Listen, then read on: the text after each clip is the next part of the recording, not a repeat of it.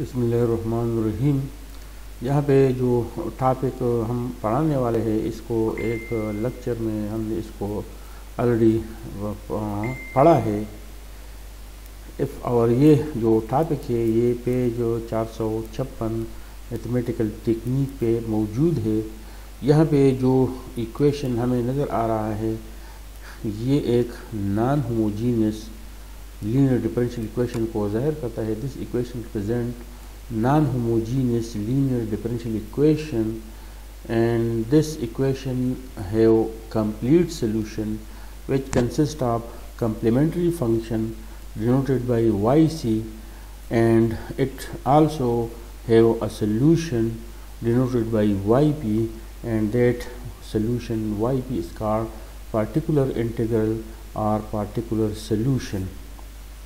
In this equation, this f of d is equal to d power n plus a1 d power n minus 1 up to a. This x is a function, और ये function exponential भी हो सकता है, trigonometric भी हो सकता है, तो लॉगरिथमिक भी हो सकता है। तो अब हम केस नंबर 1 पढ़ेंगे। When x is of the form e power ax, here a is any constant। अब हम इसी इक्वेशन को लेते हैं। This is a non-homogeneous differential equation। Value of y हम मालूम करेंगे इन टर्म ऑफ yp, और इसी ऑफ d को हम दूसरी साइड पे ले जाएंगे। This x represent a function, here the function is exponential function। Now to here we have to replace d by a, we get 1 over f of a e power ax, this f of d e power ax. Now we take this expression f of d e power ax, and this exponential function is again here. Now in this polynomial operator we have terms, and this d represent differentiation. D power n means nth derivative, so nth derivative of e power ax is equal to a power n e power ax. Similarly, n minus 1th derivative of e power ax is equal to a power n minus 1 e power ax. N minus 2th derivative of e power ax is equal to a power n minus 2 e power ax, and so on. This a1 is a constant which is again here. Similarly, this a2 is a constant which is again here, and here this term and this function will be multiplied together. So this is the result. Now we have to take the common factor from each term. E power x is everywhere, so we have to take this e power x common. Now if we look to this bracket, this is f of a, this is value of the polynomial operator f of d, or d is equal to a. So this bracket is denoted by f of a, and this exponential function will be as it is. Now here we have f of d e power ax equal to f of a e power ax. That is, this d have been replaced by this a here. Now this equation, on this equation we have to apply inverse operator on both sides. So operating both sides by 1 over f of d, this 1 over f of d is inverse operator। इसी equation पर दोनों side में हमने inverse operator 1 over F of D apply किया, यानी multiply किया। अब यहाँ पे f of d and f of d, these two functions will cancel, these two operators will cancel each other, and this exponential function will be taken here. Now this f of a is constant, and it will be placed here. This 1 over f of d and e power ax will be placed here. Now here we have an equation. We have to divide both sides by f of a. Dividing both sides by f of a, we have, इसी equation को दोनों side में f of a से divide करने से तो हमारे पास ये f of a इसी फंक्शन को आ जाएगा और ये वाला रह जाएगा। So we get 1 over f of e power ax equal to 1 over f of a e power ax, where f of a is not equal to 0। तो ये हमारे पास जो रिज़ल्ट आ गया, यहाँ पे हमने दोनों साइड को f ऑफ a से डिवाइड किया तो हमारे पास ये वाला रिज़ल्ट आ गया। इसी रिज़ल्ट में हमने क्या कर दिया, रिप्लेस d बाई a। यहाँ पे d को हमने a से रिप्लेस किया, where f of a is not equal to 0, that is a is not root of this equation. हमारे पास यहाँ जो रिज़ल्ट आ गया, ये हमारे पास जो रिज़ल्ट आ गया, इसी रिज़ल्ट में हमने d को a से रिप्लेस किया और f ऑफ a की वैल्यू नॉट इक्वल टू 0 है, यानी this a is not a root of this equation. तो ये जो रिज़ल्ट था ये हमने प्रूव किया। बाज़ औक़ात क्वेश्चन में अगर हम YP मालूम करना चाहेंगे तो हम यहाँ पे जो इन्वर्स ऑपरेटर होता है और f ऑफ d होता है, f ऑफ d में d की जगह हम a रिप्लेस करते हैं और वो हमारे पास वो वैल्यू रह जाती है अगर डिनोमिनेटर में नॉन ज़ीरो वैल्यू हमारे पास आ जाए। अब बाज़ औक़ात ये भी हो सकता है कि एक्सपोनेंशियल फंक्शन ना हो और हमारे पास एक कांस्टेंट हो, यानी a हो, b हो, c हो या कोई अदद हो, 1 हो, 2 हो, 3 हो, तो इस सूरत में भी हम इसी रिज़ल्ट को अप्लाई कर सकते हैं और नीचे इसको हम वाज़े करेंगे। Is equal to a constant that is lambda. यहाँ पे हमारे पास this is value of x। अगर x एक कांस्टेंट हो यानी लैम्डा हो तो फिर हम क्या करेंगे, 1 और f ऑफ d x, ये वाला ये जो जगह है ये x के लिए है। x हमारे पास एक्सपोनेंशियल भी हो सकती है और x हमारे पास एक कांस्टेंट वैल्यू भी हो सकती है। तो अगर यहाँ पे एक कांस्टेंट हो तो इसी कांस्टेंट को हम लेफ़्ट साइड में ले जाते हैं और यहाँ पे हम e पावर 0x लगा सकते हैं, क्योंकि e पावर 0x बराबर है 1।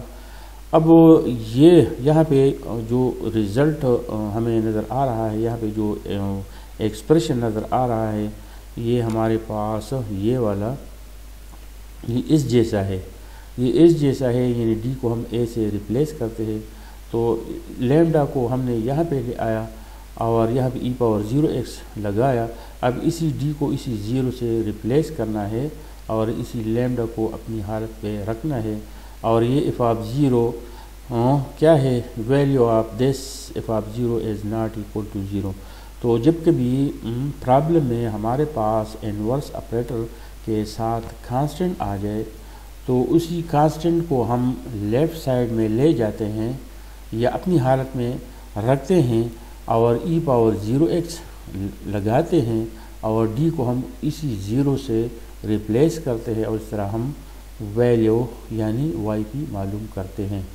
इस किस्म के क्वेश्चन में हमारे पास फेलोर केस भी आती है। फेलोर केस का मतलब ये है कि अगर d को हम a से रिप्लेस करें और यहाँ पे 0 आ जाए, या यहाँ पे अगर d को हम 0 से रिप्लेस करें और यहाँ पे 0 आ जाए, तो ये फेलोर केस है।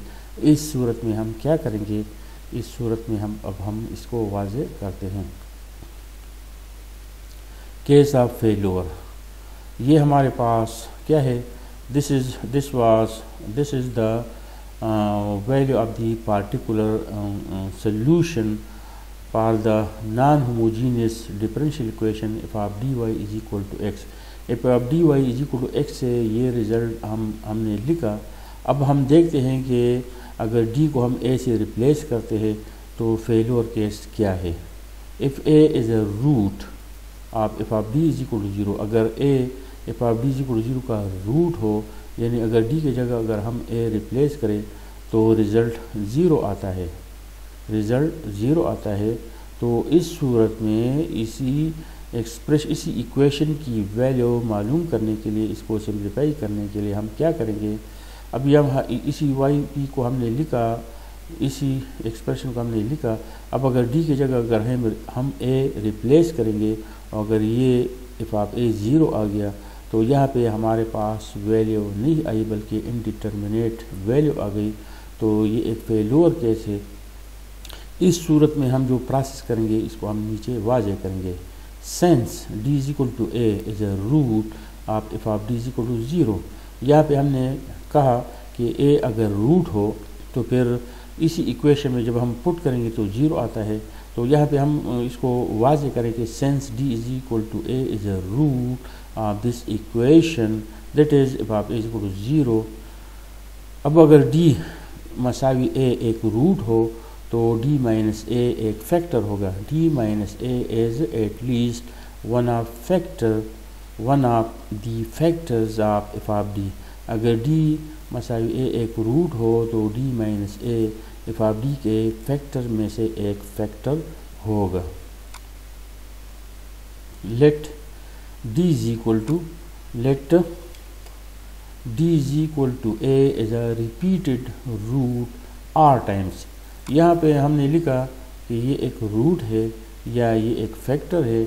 अब अगर ये d is equal to a एक रिपीटेड रूट हो यानी r टाइम्स ये रिपीटेड हो यानी d is equal to a r times, अगर d की वैल्यू r टाइम्स आए और हर दफ़ा a आ जाए तो हम कहते हैं कि let d is equal to a is a repeated root r times. Suppose d is equal to a is a repeated root r times, तो फिर हम क्या करेंगे, एफ ऑफ d की जो फैक्टराइजेशन है हम इसको इस तरह लिखते हैं और अगर d की जगह अगर हम a रिप्लेस करें तो ये नॉन ज़ीरो आता है।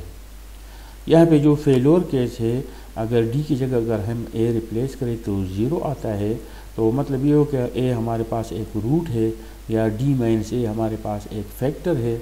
अब अगर d मतलब a रिपीटेड रूट हो तो d माइनस a हमारे पास क्या होगा, d minus a r times इसका फैक्टर होगा और एफ ऑफ d का जो फैक्टराइजेशन है यही है।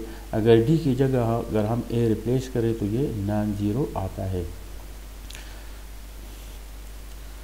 ये हमारे पास हमने उसी रिलेशन को लिया, एफ ऑफ d की वैल्यू हमने पुट किया।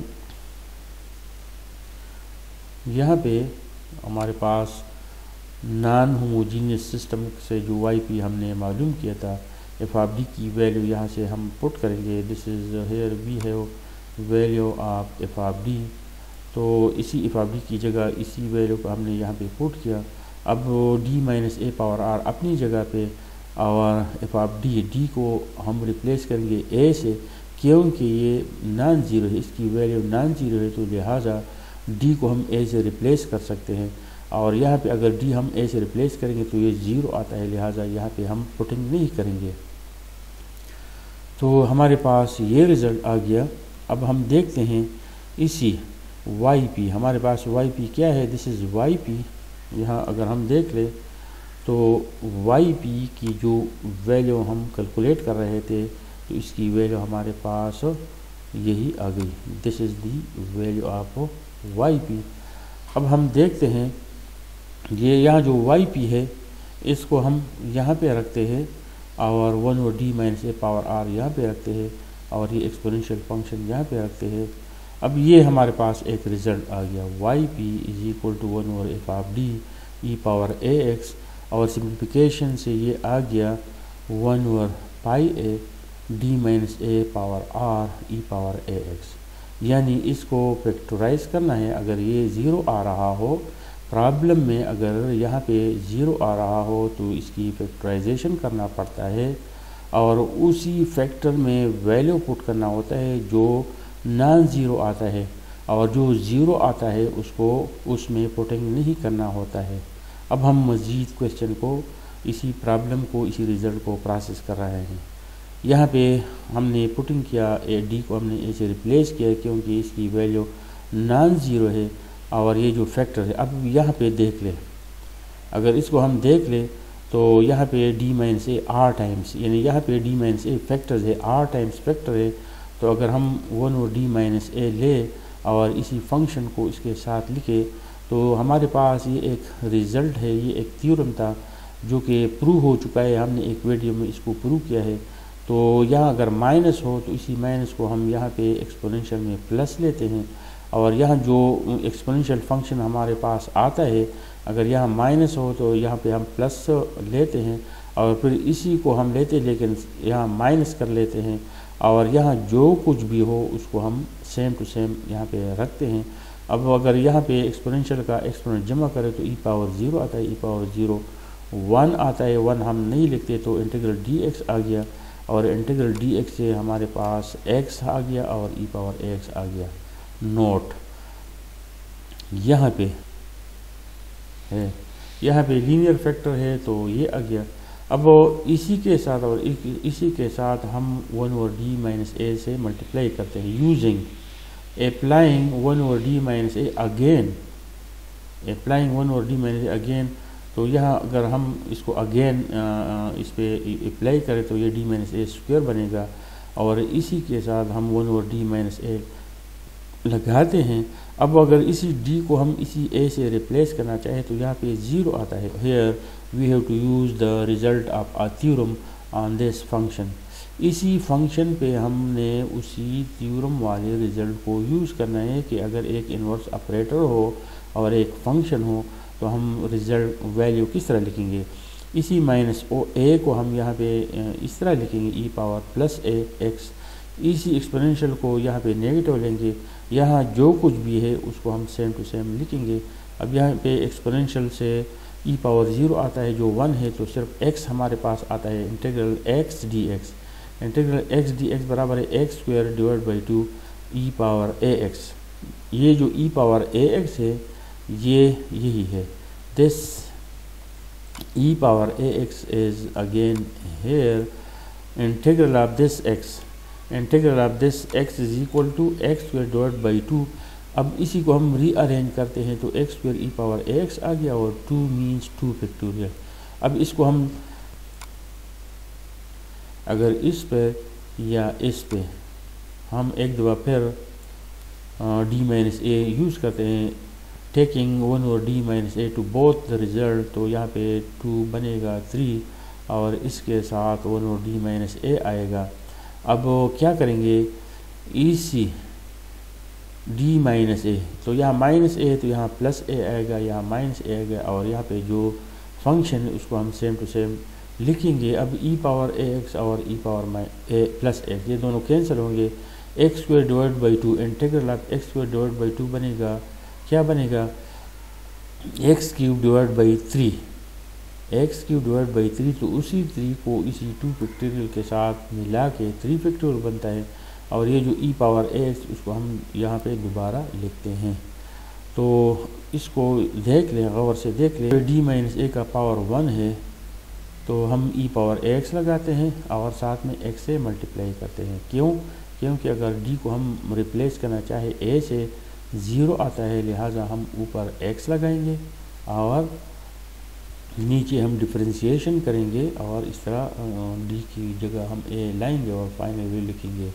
अब यहाँ पे जो एक्सप्रेशन है तो यहाँ पे अगर d को हम रिप्लेस करना चाहे a से तो 0 आता है, लिहाजा हम क्या करेंगे, यहाँ पे 2 है, यहाँ पे 2 है तो इसी 2 को जहन में रखते हुए हम e पावर x के साथ x स्क्वायर लगाएंगे, यानी यहाँ 2 है तो हम x स्क्वायर लगाएंगे, e पावर x लगाएंगे और d minus a whole square. जब हम इसको डिफरेंशिएट करेंगे इस तरह करते हैं कि अगर यहाँ 2 है तो यहाँ पे x स्क्वायर आएगा, e पावर ax आएगा और इसी 2 को हम यहाँ पे 2 फैक्टोरियल लिखेंगे।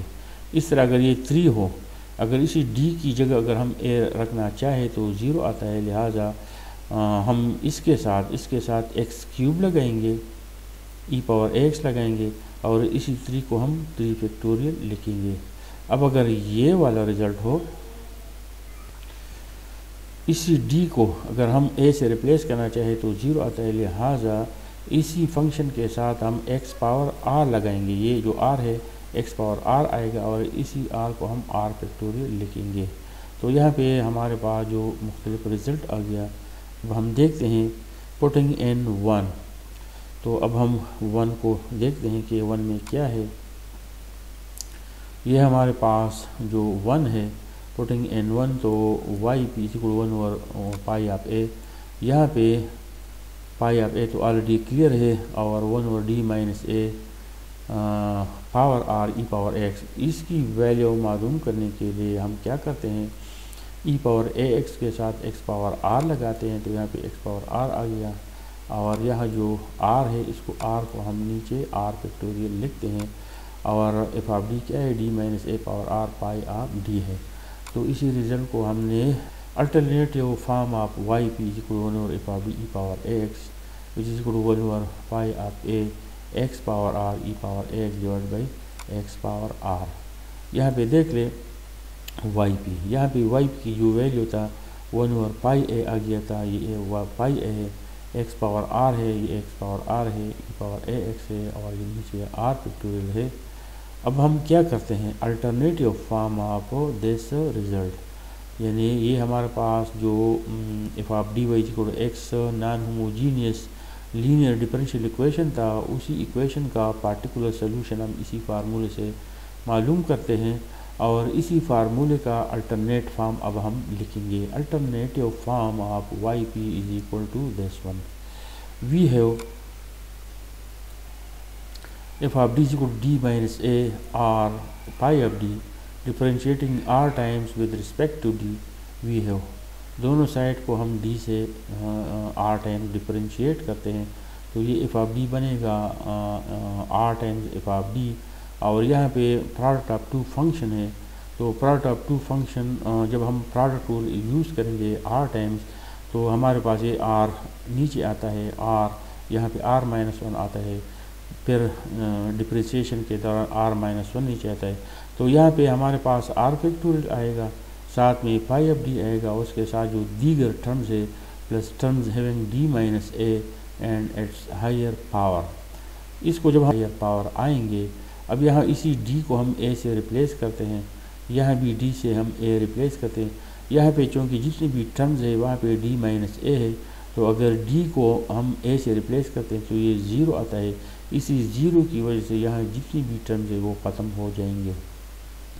तो हमारे पास ये आ गया, इक्वेशन वन बिकम्स, अब यहाँ पे ये जो इक्वेशन है यहाँ पे हम पुटिंग करते हैं, इक्वेशन वन बिकम्स, तो वाई पी को 1 ओवर एफ ऑफ डी, यहाँ पे क्या है 1 over F of D E power A X है, और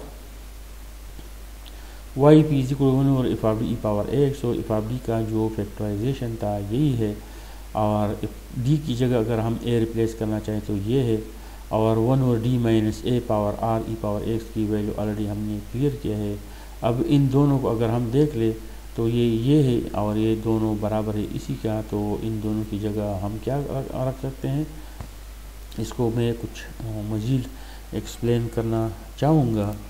यहाँ पे अगर हम देख ले, इसी डी को हम रिप्लेस करते हैं ए से, अगर ये नॉन ज़ीरो आता है तो वो हमारे पास फाइनल वैल्यू होगी, और अगर ये D if you replace D by A, अगर ये ज़ीरो आ रहा हो तो फिर हम क्या करते हैं, हम ऊपर एक्स का इजाफा करते हैं और यहाँ पे डिफरेंशिएशन करते हैं। तो अगर इसका ये डिफरेंशिएशन हो तो हम क्या करेंगे, हम ऐसा करेंगे कि इसी फंक्शन को हम यहाँ पे चूँकि आर है, यहाँ पे आर है, तो इसी फंक्शन के साथ हम एक्स पावर आर लगाएंगे, और इसी एफ ऑफ डी को हम आर टाइम, इसी आर की वजह से इसी एफ ऑफ डी को हम आर टाइम्स डिफरेंशिएट करेंगे, और डी की जगह हम ए बाद में रिप्लेस करेंगे। और देख ले, इस पर गौर करें कि यहाँ पे हमने क्या कर दिया है, यहाँ पे ज़ीरो आ रहा है, और इसका जो फैक्टराइजेशन यही है, इसी डी माइनस ए की वजह से यहाँ पे ज़ीरो आ रहा है, तो एक्सपोनेंशियल के साथ एक्स पावर आर लगाना है, और ये आर यहाँ पे मौजूद है। इसके अलावा इसी एफ ऑफ डी को आर टाइम्स डिफरेंशिएट करना है, उसके बाद डी को ए से रिप्लेस करना है। वाई पी की वैल्यू मालूम करने के लिए क्या करते हैं, replace D by A when F of A not equal to zero. In case if F of A zero, multiply the numerator by X and differentiate the denominator with respect to d and apply the rule when f dash a not equal to 0 and so on. To find yp is equal to 1 over f of d sin hyperbolic ax or cos hyperbolic x, अब इस किस्म का अगर problem में इस जैसा situation आ जाए, अगर हम किसी नॉन होमोजीनियस डिफरेंशियल इक्वेशन का वाई पी मालूम करना चाहे जिसमें साइन हाइपरबॉलिक हो या काज हाइपरबॉलिक हो, तो हाइपरबॉलिक फंक्शन साइन हाइपरबॉलिक या काज हाइपरबॉलिक को इन टर्म्स ऑफ एक्सपोनेंशियल लिखेंगे। इनवर्स ऑपरेटर को अपने जगह पे रखेंगे। साइन हाइपरबॉलिक बराबर होता है ई power A x minus E power minus एक डिवाइड बाई 2। अगर काज हाइपरबॉलिक हो तो ये बराबर है ई power A x plus E power minus एक डिवाइड बाई 2। अब यहाँ पे जो 2 है इसको हम यहाँ पे रखते हैं और इनवर्स ऑपरेटर इन दोनों के साथ लगाते हैं और ऊपर जो मेथड है उसी मेथड से इसी टर्म को इसी इपाब डी 1 और इपाब डी से सिंप्लीफाई करते हैं और दूसरे फंक्शन के साथ इसी ऑपरेटर का यूज़ करते हैं। इसके अलावा ये भी हो सकता है कि अगर साइन फंक्शन हो या काज हो तो साइन का जो वैल्यू है इन टर्म ऑफ एक्सपोनेंशियल उसी को लाते हैं या काज की वैल्यू लगाते हैं और 2 या 2 फैक्टोरियल हम बाय निकालते हैं और एक्सपोनेंशियल फंक्शन पे 1 over if of D use करते हैं। Thank you.